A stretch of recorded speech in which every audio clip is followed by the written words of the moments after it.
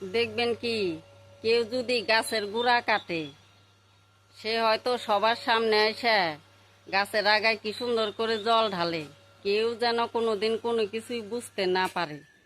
কথাটা ওইরকমই যে একটা ভালো সুখের সংসারে কেউ যদি জাদু টানা করে অশান্তি লাগানোর চেষ্টা করে, হয়তো সেই পুরুষ মানুষটা কোনো ইনকামই না করে। ইনকাম না করলে তো সংসারে অভাব অনটন লাগেই থাকে। অভাবের সংসারে তো আর ঝগড়া ক্যাচালের শেষ নাই। হয়তো ঝগড়া ক্যাচালের সময় কেউ না কেউ এসে তখন ভালবালাই করে, মিষ্টি মিষ্টি করে কথা বলে, দুইজনের সান্ত্বনা দেয়।